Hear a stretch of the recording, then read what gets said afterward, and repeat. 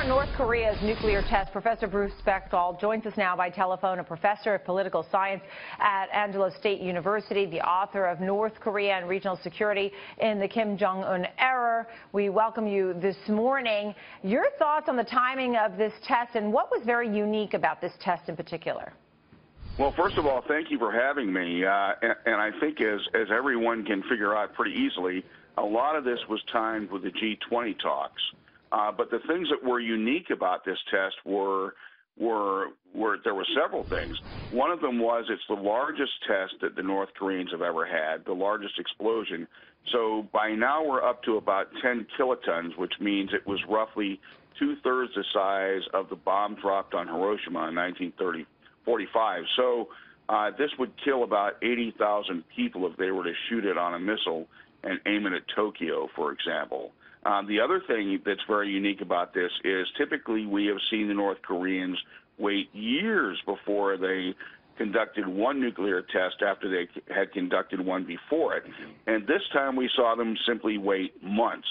So that shows that the North Koreans have accelerated the development of their nuclear program, and they've done that to match the rapid acceleration of their missile development, which everybody's seen. I'm sure you all have reported on it. And so we see the nuclear weapons and we see the ballistic missiles that will carry those weapons, and we've seen that accelerated in their testing. So this is something that I think is a great concern. Yes, ma'am. And what do you make of the timing of this, a day after the president wrapped up his final trip to Asia? Well, I think that was definitely a factor. I mean, this is something they were probably going to do anyway sometime this fall.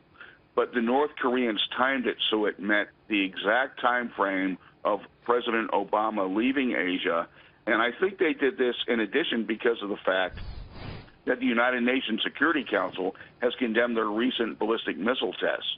So they got a double whammy with that. Right. Let me jump in. I want to talk about some of the other countries and who's really now the biggest threat. Is it to the U.S.? Is it to Japan? And your thoughts on Iran as well. Well, it's a threat to both the U.S. and Japan, and here's why.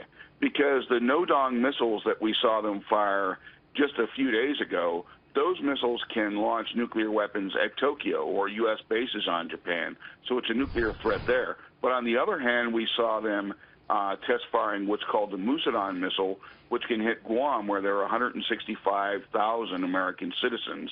And by the way, someplace I was stationed when I was a young Marine. So they can threaten both Japanese and U.S. Assets and sovereignty with their nuclear weapons. So something to be very concerned about, I think. All right. Well, we thank you so much, Mr. Bechtol, for joining us. Dr. Bechtol, in particular, an expert on North Korea and the latest with what we've seen with the missile. Thank you again so much for joining us and your insight.